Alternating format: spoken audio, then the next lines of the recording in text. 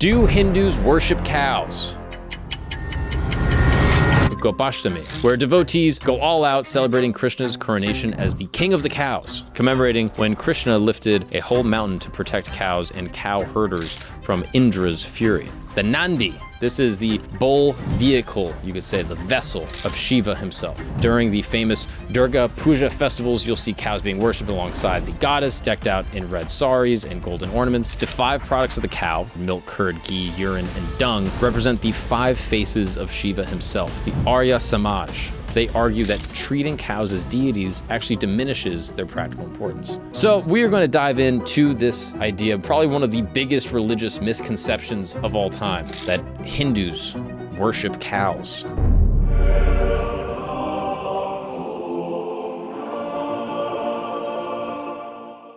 What's up, people, and welcome back to Religion Camp. Yes, this is a show where I sit here in my wonderful little tent and I explore the most interesting, fascinating, and controversial stories from all religions from around the world, from all ages. That's right. And today we're going to the South Asian subcontinent, to a tiny little country of 1 billion people called India, because we are going to dive in to the question of, do Hindus worship cows? My name is Mark Gagnon. Today I'm joined by my friend Christos and also my friend Gabe in the back. What's up, Gabe? Christos, how are you? What's going on, everybody? I just want to make a shout out to the Hindus. Thank you guys so much for tuning in to the last episode. We've gotten some great feedback. I actually got a piece of feedback that I thought was quite funny when we were discussing all the different subdivisions and denominations of Hinduism. Apparently, some Hindus don't even like the term Hinduism. You ever heard this? No. This came from a comment, RC7779.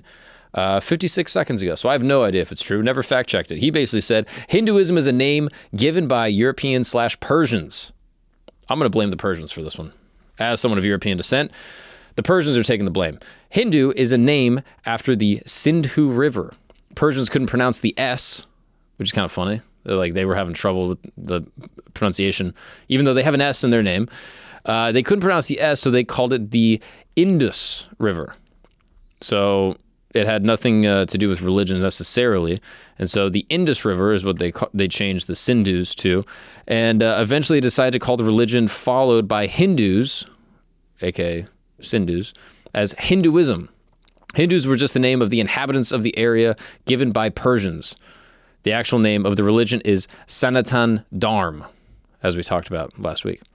It's also said to be brought to the Indian subcontinent by Indo-Aryans who came from Central Asia. The ancient polytheistic religions of the Slavs and Russians are also similar to Sanatan Dharma because of Sanatan Dharma is derived from them. So there you go. Apparently you shouldn't even say Hindu. You're supposed to say Sanatan Dharma. What I got from that is he should be sitting where I'm sitting. Yes, oh, for sure. I mean, there are about 1 billion other Hindus that should be sitting where you're sitting, but instead we got this Greek, I don't even know. Are you even religious? This guy doesn't even believe in a god or anything. I believe in many gods. I'm surrounded by just heathens, okay? But have you heard the stereotype that Hindus worship cows? Have you heard this before? Yes. I've heard a couple different explanations. I don't know where this even started, probably from The Simpsons or something. But I've heard that it's because, if you believe in reincarnation, your grandma could be a cow, so you don't kill cows, and that's why they don't eat beef. But can't your grandma be a cockroach? Precisely. Whoa. What the hell, dude? Why do you think someone's grandma's going to be a cockroach? Think she's just been, nope, don't bleep it. And believe that loud and proud that you think all Indian grandmothers are going to be cockroaches. I mean, that's disgusting and despicable. I don't think that. But they could be chickens. Or they could be bald eagles. Mm-hmm. I don't even know if they have those over in India. What else? They could be many other things, many other beautiful animals. Maybe like a wild lion. But yet Hindus would probably eat a lion. Possibly. We got to look into that, actually. I don't know. Do Hindus eat lions? Can you Google that, Gabe? Just find out for me. So we are going to dive into this idea, probably one of the biggest religious misconceptions of all time, that Hindus worship cows. This is like saying Christians worship like a wooden cross. You see crosses everywhere. You see Christians wearing crosses on their neck. Oh, they must worship a cross. Or like Muslims worship a black cube. Duh, they're spinning around that thing all the time. They must worship it. Not the case. What, is that bad to say? I don't know the context, so yeah. Of the Kaab in Mecca? The black cube? Yeah. Oh. I mean, you see a video, they're walking around that thing. All right, let's see.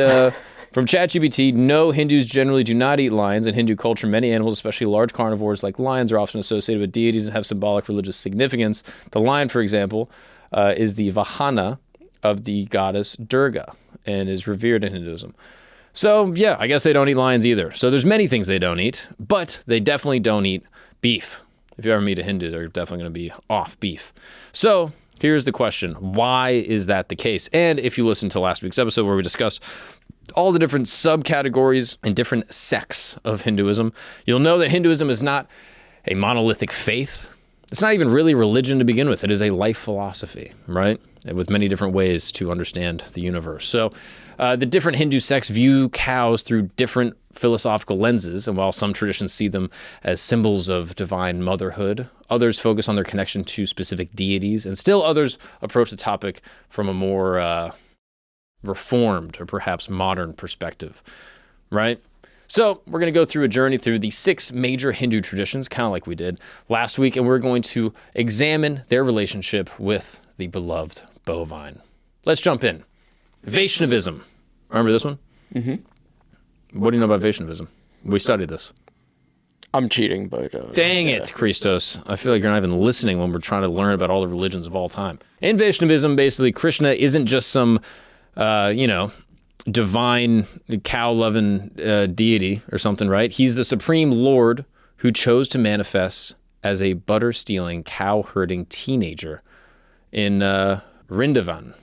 As the Bhagavan Purana tells us, quote, in the company of Balarama and the cowherd boys, Krishna plays his flute loudly as he herds all the animals of Vraja. But here's the kicker. Vaishnavites believe Krishna's role as a cowherd wasn't just some, random career choice. It was divine demonstration of how to live in perfect harmony with nature. That's right. Where even the supposed lowly task of herding cows becomes an act of transcendental love. It's kind of like, Jesus being a shepherd, right? Like he wasn't literally a shepherd, but he is the shepherd of mankind. He tends to his flock. So I guess we see other similarities in Christianity. Also, let me just say this really quick. I've wondered this question for a long time about Hindus and cow worship. If someone asked me, I would be like, well, I don't know, which is why I was curious to figure this out. But I didn't do the research for this episode. The research for this episode was done by a wonderful Hindu friend of mine whose name is Jesus, and he's actually Mexican. He is not Hindu at all. I mean, he might get confused on an airplane. Maybe. I don't even know. But he's just purely a Mexican kid. So if any of this is wrong, I implore you to write a comment and let me know where I'm off base, and maybe I will do an update and correct some of my research as we go. But I'm learning along with y'all, all right? So Vaishnavite temples, they don't mess around. Walk into any major, temple, and you might see cows being ritually decorated with turmeric or karkum, or flower garlands during festivals. Can we pull a picture of this? This would be fun to see. Some temples, like the famous Guruvayur temple in Kerala, maintain massive gaushalas, basically cow shelters. Wow. I mean, yeah, click on one of these. Maybe in the temple. Okay. Oh, yeah, click on that one right there. Look at this. Wow. It's kind of nice. There's a cow chilling with the squads. Looks like a Chick-fil-A commercial. It's sick as hell. And basically, in these gaushalas, there are hundreds of cows that are cared for as living representations of Krishna's internal, cow herding realm. The morning ritual often includes offering the first fresh grass to the temple cows before even the deity receives their morning offering. And that is basically Chick-fil-A. That's pretty fire. Mm-hmm. So last, maybe, I don't even know when this is going to come out. 2 weeks ago, we talked about ISKCON. This is the International Society for Krishna Consciousness. And they take this ancient cow, reverence into the 21st century with a modern twist. Their Care for Cows initiative, they're not just running, traditional gaushalas. They're running full-fledged farm communities where cows live out their natural lives while providing milk for temple deities. That's awesome. The ISKCON founder, Srila Prabhupada, famously declared, cow protection is the most important business of human society. Human civilization, all right. I don't know if it's the most important business of human society. I guess if you're a religious person, you see cows as divine. But even then, I'm like, it's got to be something else. World peace. But maybe this is how you get to world peace. I don't know. Human civilization will advance only on the basis of Brahminical culture and cow protection. The cow is your mother. The bull is your father, and the protection of the lives of both the human beings and the animals is the first foremost duty of a government. Well, we're fucking up then. Maybe that's why America's in bad situations right now. What's up, camp family? What's up, campers? 2 big announcements. Don't skip this. 2 massive announcements. The merch store is back open. That's right. Camp Goods is back in stock. We got these hats that I'm wearing right now. I've been rocking them both on here, on Flagrant. I've been wearing them on stage. We got a bunch more hats like the ones behind me. You can see them all here on the website. We also got some shirts. Oh man, what is this one right here? Come on now. Come on now. Camp gear for all terrain. We got some other ones. What is this one right here? Oh, this one's beautiful. This one might be one of my favorites. The colors are absolutely crazy. This is Camp Gagnon, vintage wisdom across the globe. Come on now. We got all that and more on the store. We also got these sick mugs right here. You might have seen me maybe sipping from one of these in some of the recent episodes. These are sick. They are all available on the website, campgoods.co. Check it out. The link is in the description. And by supporting the merchandise, you are obviously supporting the show. You're supporting me, and you're obviously, supporting all the amazing people that make the show happen, like Christos, who is currently throwing me t-shirts from underneath this desk here. So please check that out. Additionally, I'm on the road. That's right. I'm doing my 1 hour of stand-up comedy. Some of the greatest jokes ever written, okay? That's not true, but they are my jokes, and I wrote them. I'll be in Portland, Maine on April 27th, and that one I'm doing with Joey Avery. You know Joey Avery, a friend of the show. He sat across from me many times, and I'm explaining some things to him, and he might be my dumb friend, but he is a brilliant stand-up comedian, and we will be there in Portland, Maine. If you are in these areas, please come out, and we're adding a ton of dates all through the summer, so check out my website, themarkgagnon.com, for all tour dates and updated info. Come hang out with me. I talk to every single person after the show. If you want to kick it with me, maybe have a drink, I'll be there, and I will see you guys on the road. Now let's get back to the show. Here is a bulletin. Imagine this. You're 30 feet underground, digging through frozen earth with spoons and mess hall plates. Nazi guards patrol overhead. One wrong move, one loose pebble, and it's over. But on this night in 1944, 76 Allied prisoners would attempt the impossible, tunneling their way to freedom in the largest prisoner of war escape of World War II. And centuries earlier, in a cold stone chamber, a teenage girl in armor stood before her accusers. Her crime? Leading armies, speaking to angels, and daring to challenge the most powerful men in Europe. Joan of Arc's trial would become one of history's most infamous moments. These are just 2 stories from Today in History, the newsletter that brings you the most fascinating events from the past, delivered fresh to your inbox. From epic wars to religious rebellions, ancient mysteries to modern marvels. Don't miss another piece of history. Scan the QR code now or click the link in the description to sign up for Today in History. I know this isn't right, but is it sexist that the cow is your mother and the bull is your father? How's that sexist? That just seems anatomically correct. What's Maybe. sexist about that? Oh, because the cow has nipples and bull has horns. You know that those are different. They're different genders, Yeah, sure. if we believe in that. But Right. they are, ostensibly, you have the bull with the horns and a penis. Right. And then you have the It's a heifer. phallic symbol.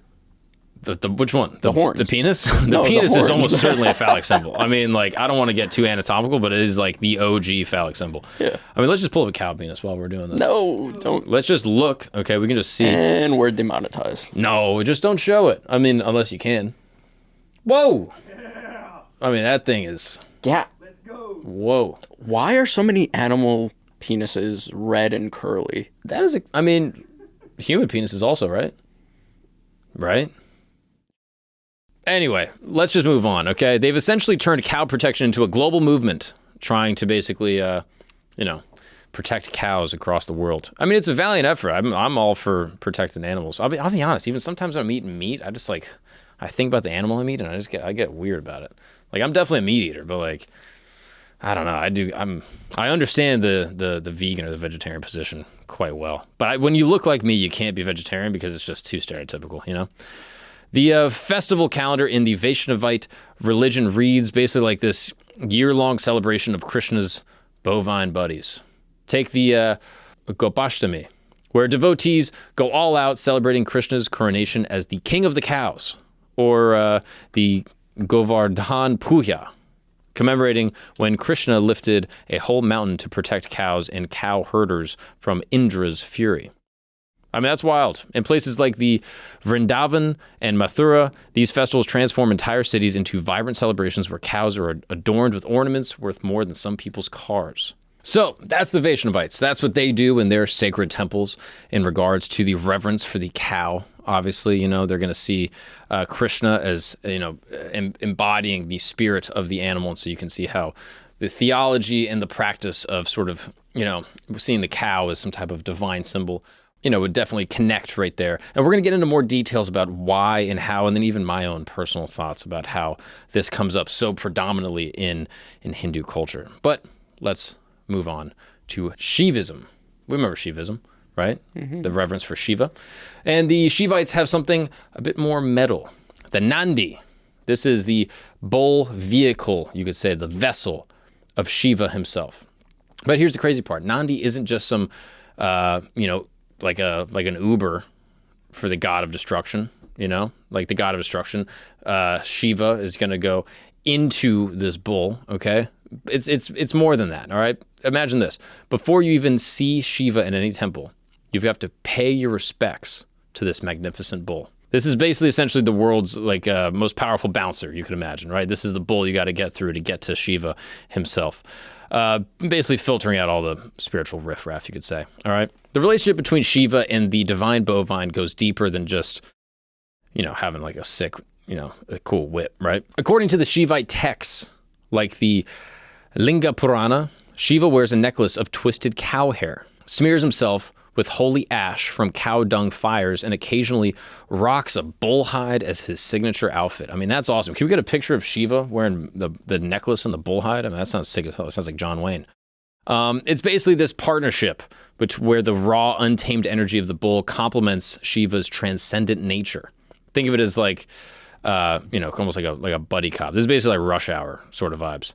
So when it comes to worshiping, the Shaivites go hard on the dairy, all right? There's this thing known as Abhishekam. This is a ritual bathing of the Shiva lingam, involving a precise sequence of offerings where milk plays the starring role. As the Agamas prescribe, Panchamritam, a divine cocktail of milk, curd, ghee, honey, and sugar, is used to bathe the lingam. The Kashmiri Shaivite text, the Tentraloka, even suggests that the 5 products of the cow, the things we just said, milk, curd, ghee, urine, and dung, represent the 5 faces of Shiva himself. That's taking a very serious devotion. I mean, that's wild. I wonder. I mean, sometimes have you ever seen the videos of the dudes that like bathe in the urine? Oh yeah. Can we pull one of those videos up? I guess that makes sense if you see the urine as the actual face of Shiva himself, then all of a sudden it's not something that you'd be grossed out by. You'd actually have reverence for it.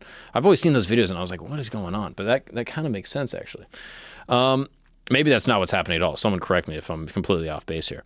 The regional variations in the Shaivite cow veneration are where things get interesting. In Tamil Nadu, the festival of Mattu Pongal turns into a full-blown like cow beauty pageant type thing, where the bulls get decked out in these like sick, colorful outfits and they paint their horns. And then up in Varanasi, Shiva's city, certain Shaivite sects maintain that feeding a black bull is the equivalent to feeding Shiva himself. Meanwhile, in Nepal, in the Pashupatanath tradition, they believe that a special breed of black cow are the direct descendants of Kamadhenu, Nandi's cosmic cow counterpart. Contemporary Shaivite ashrams have taken this ancient bull reverence and turbocharged it for the modern day. The Isha Foundation, led by Sadhguru, maintains extensive cow shelters while promoting indigenous cattle breeds. I mean, that's pretty wild. At Karnataka's Siddhaganga Mutt, they've combined traditional cow protection with modern dairy science, creating what they call spiritual sustainability. These ashrams aren't just preserving traditions, they're proving that ancient cow reverence can coexist with modern environmental consciousness. I mean, that's pretty wild. I mean, what does this festival look like, where they paint all the horns and stuff? Oh, what is this? This is the urine drinking. A guy drinking urine? I don't think he's the right sect of East Asian. Yeah. This guy, I think that guy's Taiwanese. They're different, right? I said South Asian. I don't. Well, that's the least racist thing you could do. I guess, yeah. Pulling up a random other Asian. Yeah. I mean, that's wild. You ever seen that? You ever watched Nathan For You? Yeah. There's a great scene in Nathan For You where he's talking to this guy. I don't even know where the guy's from, but he's talking to the guy and he's like, what do you do if you're feeling sick or scared? He's like, oh, you drink the urine of like your nephew. And he was like, what? He's like, yeah, you drink like a young kid's urine, and like apparently like it cleanses your spirit. And it's the only time in the whole show that Nathan Fielder ever breaks. It's like the funniest thing in the entire world. So apparently there's a tradition where people will sometimes do that. Hindu activists in India drink cow urine to protect themselves from coronavirus. Whoa. It's also kind of crazy how they're drinking it. This pour over method. It's funny because he doesn't want to put his lips on the cup because he's like, ooh, Right. if I put my lips on the cup, that'll make me sick. But the urine is no problem. Yeah, I mean, but it makes sense though, right? Like again, this show is all about celebrating religious tradition, and if you believe that Shiva is represented in the urine of the cow, then that's your prerogative. I'm not gonna knock you for that. I go to church every week and I drink wine. That's supposed to be the blood of Christ. Do you actually go to church every week? The weeks that I go to church. Okay. All right. Sometimes I'm busy. I'm on the road. You know what I mean? Or sometimes I sleep in. I'm playing FIFA. I'm saying there's a gray area. Okay. Sure. But if I go, I'm gonna go drink some wine. That's the body and blood of Christ. Yeah. And I feel like to Hindus, they'd probably be like, that's crazy. I'm going to stick with my cow urine, but what you guys are drinking blood of a human? That's crazy. So look, it's easy to sit on the outside and be like, oh, this religion's insane. But also every religion does some stuff that you're like, it's pretty crazy. Yeah. Our thing is a little crazy. I mean, I'm not going to drink bull urine. Like that's just, That's gay. it is on the spectrum of gay. Eating the body of someone is also a little suspect. All religion is sort of gay. Okay. To an extent, you know what I mean? There's a pageantry to it. Like there's a gayness. Like I don't know. Maybe that's why they got the gays out of there in a lot of religions. Maybe that's why. Well, the priests aren't helping things. Look, the whole priest thing is overblown. We're going to do an episode on that, all right? We're going to vindicate the priests, all right? As a devout Catholic, this is not about Catholicism, all right? Let's get back to the Hindus, all right? Remember Shaktism? We talked about that. So, just to recap, Vaishnavites see cows as Krishna's bestie. The Shaivites see, the Shiva living within the bull themselves. And then the Shaktas take it to a whole new level. They see every cow as a walking, mooing manifestation of the divine mother. Remember the Shaktis? They appreciate the mother goddess, the spiritual feminine force. Right. These were my favorite last time. Probably. A little cuck. Think about it this way. In a tradition where divine feminine power is everything, what is the ultimate symbol of nurturing cosmic energy? The female cow. This is where we're going to talk about Kamadhenu. This is the wish-fulfilling cow, basically like Aladdin's genie or something. Maybe that's disrespectful to say. I'm sorry, Hindus. I'm not trying to be disrespectful, okay? I'm just trying to put it in a way that dumb white people can understand. This celestial mother is not just some, cosmic, dairy farm. According to Shakta texts, the Kamadhenu emerged from cosmic ocean during the churning of the milk sea, basically making her the universe's OG mommy milker in a way. She is the first one. She's depicted with a woman's face, showing that divine motherhood transcends species, right? Because if you're the goddess herself, why would you be limited to just human form? We should pull up a picture of Kamadhenu. Can we pull that up? Yeah. See, look at this. Damn, Gabe's on it. Wow. This is a slightly different version. This is basically, actually go back to that because that's helpful to point out that this idea is basically that all deities are living within the cow herself. So now, what's a deity for our listeners who don't know and me?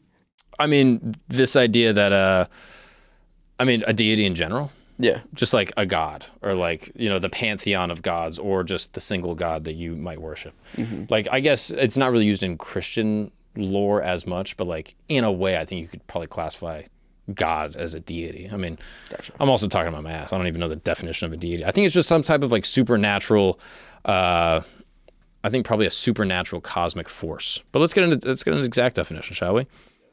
A god or a goddess in a polytheistic religion, divine status, quality, or nature, the creator and supreme being in monotheistic religion. So yeah, there you go. It's just a god or a goddess, I guess. But I feel like you could even say that like a demon is a deity or something, or like a jinn is a deity. Regardless, it's supernatural. And this idea, I'm pretty sure, is tying into the idea that that all gods are believed to reside in the body of Kamadhenu, the generic cow. Her forelegs are the scriptural Vedas. Her horns are the triune Brahma, being Brahma at the tip, Vishnu in the middle, and Shiva at the base. The eyes are the sun and the moon, and the shoulders are the fire god Agni and the wind god Vayu, and her legs are the Himalayas. So that's what that image kind of represents right there. So you can see that, there's an all-encompassing nature to it. But the one that we're speaking about specifically is the depiction of this mother goddess with the face of a human. There you go. Shout out to the Shaktis. Is it wrong to say that looks like Pocahontas? No, I wouldn't say it's wrong, okay. But you can see why Christopher Columbus called them Indians. Right. That's my point. Yeah. So you can see he comes over and he's like, I'm looking for India. And he's like, well, close enough, I guess. If you're like me, you probably read a news story and you're like, this is crazy.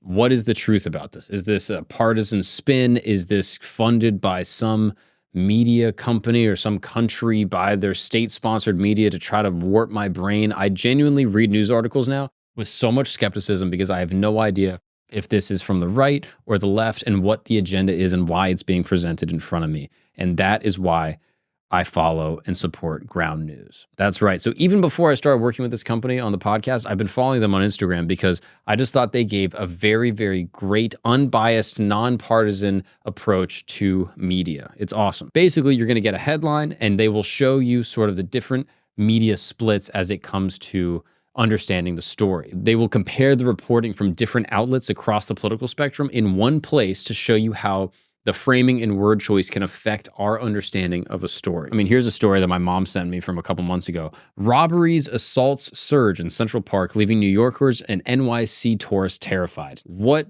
is the purpose of this story? Who is writing it? Where is it coming from? Now I can go to Ground News, read this headline, and be able to make an assessment as to whether or not this is predominantly being reported by the right wing or by the left wing, and make some type of deduction like, oh, this is actually being used, as some sort of political apparatus. So if you're like me, if you're a truth seeker, if you're trying to find unbiased news, I would absolutely recommend Ground News. It is completely independent, nonpartisan, subscriber funded. It allows readers to think critically about the world around them, and it doesn't tell them what to think, but instead lets them think for themselves. And ultimately, it avoids misinformation and tries to heal polarization within our country, which I think is absolutely amazing. So don't let misinformation and sensationalism influence how you think. Save a massive 40% on Ground News' top tier Vantage plan with my link, ground.news/Gagnon, Gagnon, or scan my QR code right here, or go to the description and click on the link. This unlocks access to all of their news analysis features, something that I think is,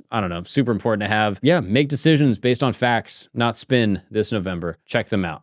Here is a bulletin. Imagine this. You're 30 feet underground, digging through frozen earth with spoons and mess hall plates. Nazi guards patrol overhead. One wrong move, one loose pebble, and it's over. But on this night in 1944, 76 Allied prisoners would attempt the impossible, tunneling their way to freedom in the largest prisoner of war escape of World War II. And centuries earlier, in a cold stone chamber, a teenage girl in armor stood before her accusers. Her crime? Leading armies, speaking to angels, and daring to challenge the most powerful men in Europe. Joan of Arc's trial would become one of history's most infamous moments. These are just two stories from today in history, the newsletter that brings you the most fascinating events from the past, delivered fresh to your inbox. From epic wars to religious rebellions, ancient mysteries to modern marvels. Don't miss another piece of history. Scan the QR code now or click the link in the description to sign up for Today in History. In Shakta temples, cows aren't just sacred, they are the VIPs, you could say, in the divine drama of worship, right? During the famous Durga Puja festivals, you'll see cows being worshipped alongside the goddess, decked out in red saris and golden ornaments. Some Shakta temples in Bengal and Assam even maintain the tradition of having a designated Gwa Mata, which literally translates to mother cow, who gets the first offering of every puja, because even the mother goddess knows to respect her fellow divine moms. The connection between the goddess and cattle protection in Shaktism goes beyond mere symbolism, right? Shakta traditions view cow protection as a direct form of goddess worship, and some texts claim that caring for cows generates a more spiritual merit than, elaborate temple rituals. Modern Shakta practitioners haven't just preserved these traditions, they've revolutionized them for contemporary times. The organization like the Kamakhya Temple Trust run a high-tech Goshala. Can we get a picture of a Goshala? Goshalas. And they combine ancient reverence with modern veterinary science. The Bharat Mata Goshala network, inspired by Shakta principles, has created a model where cow protection meets women's empowerment. Right? Mm-hmm. No jokes there. Nope. They've even got programs where urban devotees can adopt a cow virtually, getting regular updates about their four-legged manifestation of Shakti. I mean, that's awesome. You can do a virtual adoption of a cow. So yeah, look at this. This is a Goshala where literally they just have cows living their best lives. It's kind of nice. If you're going to reincarnate, being a cow wouldn't be a bad option because you get to just post up. In India.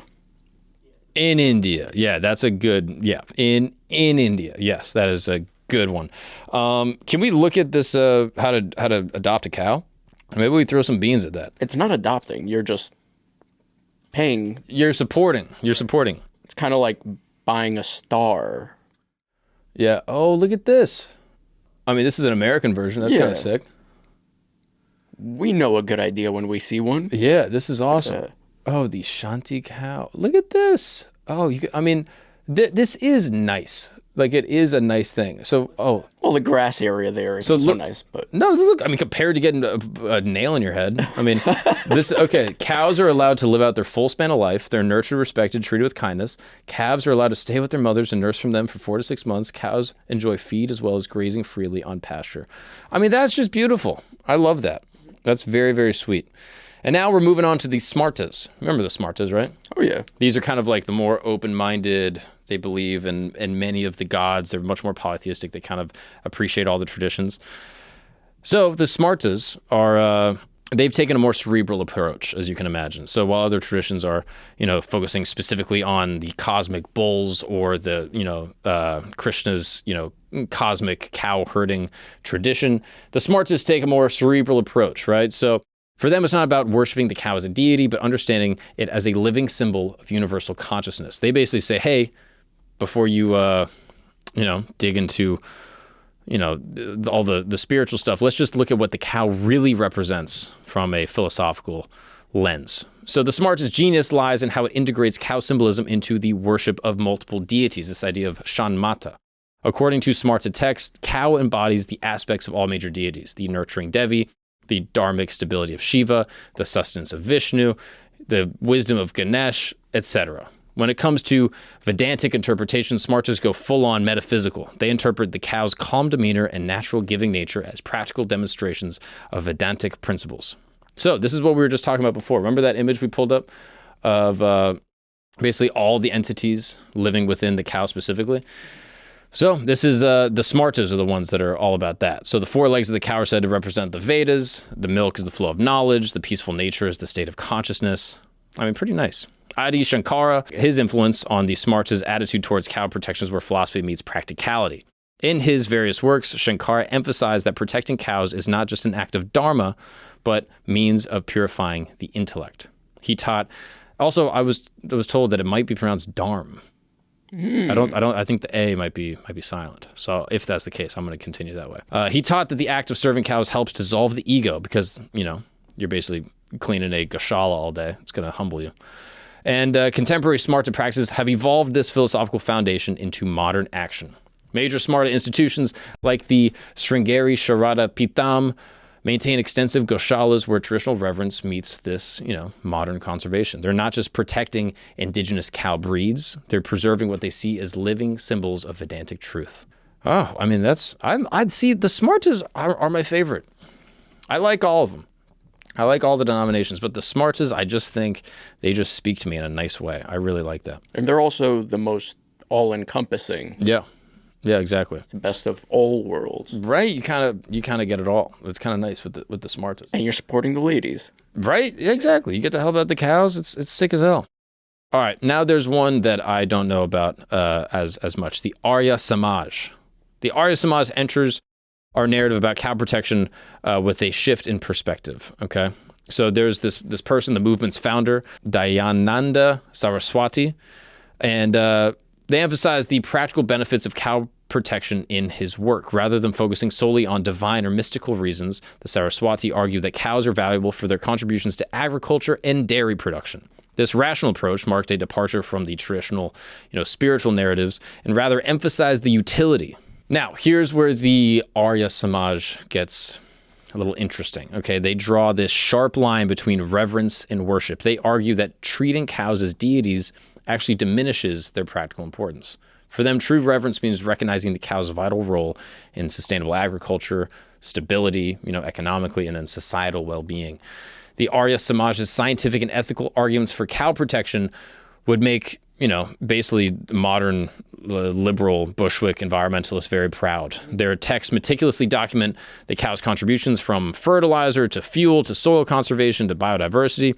And the arguments just aren't about saying that cows, are great. We need to save the cows. They're like, cows are important for the entire agricultural ecosystem. When it comes to social reform, the Arya Samaj turned cow protection into a movement. They established some of India's first organized cattle welfare programs, but with a twist. They integrated these with women's education, agricultural reform, and anti-untouchability campaigns.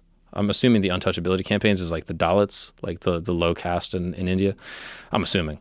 They essentially turned goshalas into centers for social change and basically like social justice.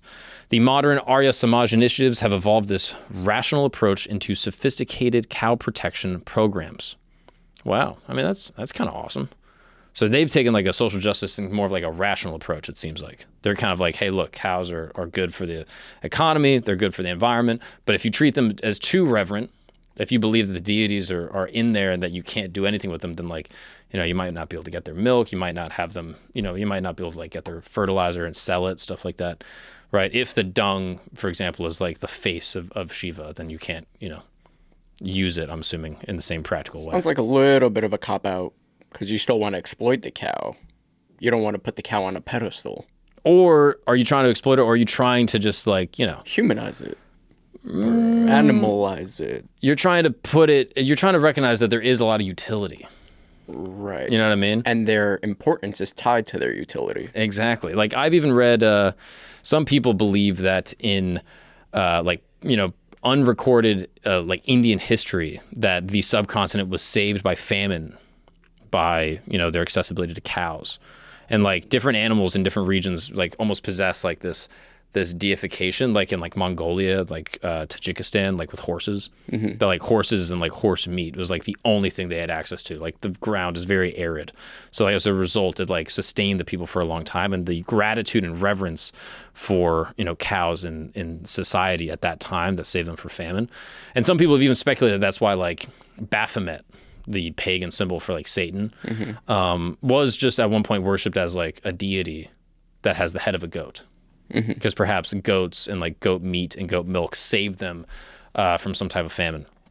People have also pointed out that cows give us butter, cheese, milk, all that stuff, which like is great. Cows are also extremely docile and like really possess like no harm to humans in any way, mm-hmm. like unless like you're getting freaky with them or something. Trying to tip them. Yeah, exactly. Like they can give birth to more cows, which you can use for milk later. So like there's like an actual like appreciating stock. Did you know cow tipping isn't a real thing? What does that mean? So in cow tipping, and this is probably not. No. Right? You got me here. So in cow tipping, you wait until the cow falls asleep, which everyone has told you they do standing, mm-hmm. and then you tip them over. Mm-hmm. Cows don't sleep standing. I mean, maybe they kind of like get... They kneel down when they sleep. Okay, can we get a video of cow tipping? There's no way. I thought that they kind of like would half sleep standing up. Maybe. Like you've never dozed off behind the wheel? 1,000,000 times. And you don't think someone could have tipped you over? In my car? Yeah, right? Or like drove you off the road or something? For sure. All right, let's see. I mean, this is going to be extremely sacrilegious if there's any Hindus watching. So yeah, this is going to be very, very, very rude. Also, this just looks like a guy moving hay around. So there's not a video of cow tipping? I mean, can you just search, is cow tipping real? Because now this is blowing my mind. I have it on good authority that cows sleep kneeling down. Real activity is an urban legend, Wow. not a factual practice. This is blowing my mind. Someone even said that the activity is real, but the results are not. Cows don't tip over, sleeping or not. But plenty of people still go out trying to cow tip because they think it's funny. But like, you'll just push a cow and it'll just like move. Well, from what I understand, or at least what I've seen in movies, is you don't tip it over. You tie their hooves together and then push it. That's just cow tripping. Or pulling the tied together legs. Yeah, I mean that's crazy to me. First off, that cow tipping is not a real thing. It's not a real thing. I mean, that's wild. I asked to do this the first time. This is gonna make me sound bad, but I asked to do this the first time I visited a farm with some guys that had cows, or to other farmers that had cows, and they sleep sitting down. You're never gonna be able to do that. I mean, yeah, they're also 800 pounds. That's true. I wonder where it came from. I wonder if it came from like parents basically like sending their kid on like a fool's errand. It sounds like some hillbilly college shit. Yeah. I think it's parents being like, "Oh, you want to do something fun? Go do cow tipping." Like, you ever seen where parents, like a kid will fall asleep and they're like fake sleeping, and then parents will be like, "Oh yeah, if they're really asleep and you raise their hand, then they'll stay asleep," and they lift their hand and their hand stays up. Yeah. I bet you it's that, where some parents were like, "Oh, you want to do something fun tonight? You're bored? Go do cow tipping." When they fall asleep, they're standing up. You push them over. Or like when they catch you smoking a cigarette, they make you smoke the whole carton. Yeah, I mean that sounds more like just a punishment. Right, but it's a punishment if you try to tip a cow and the cow comes after you. Even though we know they're docile. They're docile, bro. Are you not reading Hinduism? You're telling me if you don't go try to tip over a cow, it's not going to come at you? No, it'll probably be like, "Yo, what's going on?" Or maybe they'll like the rub. Maybe they'll like the back rub. Who knows? The other thing that people point out with cows is that their dung can be used as fuel. When they die, their skin can be used as leather. Obviously, some people would object to this. Pig skin is what a football used to be made out of. Can we actually look up, what do Hindus do with cows when they die? Yeah, that's an interesting question. What do they do if you have to? The carcass is typically left for scavengers or buried. It obviously depends on the region and the subsect of religiosity. What about like? Can you search like, what do like Shaktis do? What do Shaktis do when cows die? Because they seem pretty hardcore about it. I wonder if they do like a whole burial. Maybe they cremate them, because that's what many Hindus do when they die. They're treated with respect and buried, sometimes with rituals. Wow. You would think that if they cremate them, that's kind of protein powder. Oh yeah, that's where whey comes from. Yeah, that's basically whey. And then they might bathe themselves with the ash. Oh, that's so interesting. A trench is dug for the carcass and then covered with dirt. I mean, shout out to them, dude. Like, you can't fault any religion for being pacifists, again, towards animals. Yeah. Like, it's just a likable quality in a religion. Yep. All right, let's talk about one more. Guys, I'm so sorry for my pronunciation. This one is a tough one. Swaminarayan Sampradaya. Swaminarayan Sampradaya. If you think modern Hinduism can't compete with the ancient traditions, well, the Swaminarayans would like to speak with you. They have these massive temples, especially during the Akshardham complexes, and they've created what could be called the 4 seasons of cow care. Okay, they're temple goshalas, which we said before, the goshalas where they, take care of all the cows. They feature climate-controlled environments, automated feeding systems, and cow health monitoring technology. Lord Swaminarayan didn't just preach about cow protection, he made it a cornerstone of his spiritual revolution. He basically says, "My disciples shall not intentionally kill any living being, including insects. They shall never kill goats or any other being in sacrifices performed for the propitiation of deities or ancestors, for nonviolence is declared by all scriptures as the highest dharma of all dharms." But here's the kicker. He especially emphasized cow protection as a practical application of nonviolence. Wow. I mean, that's awesome. The BAPS, which is just the longest name I've ever heard in my life. Maybe we could put this up. This takes the traditional mandate and turbocharges it for the 21st century. Their goshalas are now spas. Can we search this? We need to get what this looks like. Search the BAPS goshala. And they basically are a cow spa where they have these facilities with automated grooming stations, veterinary checkups, and scientific research to study the indigenous cow breeds. The integrations of traditional values with contemporary practices in BAPS is where things get really interesting. They've developed what they call Gua Seva, a comprehensive system that combines ancient cow care principles with modern animal husbandry. I mean, they play music, devotional music to cows and feed them blessed food. And what kind of music does a cow listen to? I don't know. I mean, yeah, these look pretty sweet. I mean, yeah, this rules. Shout out to them. They're better than the other things, but they're not spas exactly. Yeah, I think. Well, I don't know what the. None of these have robes on or anything. Oh, those guys do. Right? I mean, that's definitionally a robe. Those guys are the employees. They're not the... Yeah, that's true. I mean, these cows... I'll be honest, a cow, even in its best condition, doesn't look great. Yes. Like a cow this cow's been taken care of for the last 100,000 years. And just looks like, oh, God, kill me. Baby cows are cute. Baby cows are very cute. That's why I don't eat veal. Because they're baby cows. It feels wrong to me. It feels like unethical. I agree. Like it's a weird line to draw that I'm like, oh, I'll eat a burger, but I'm not going to eat veal.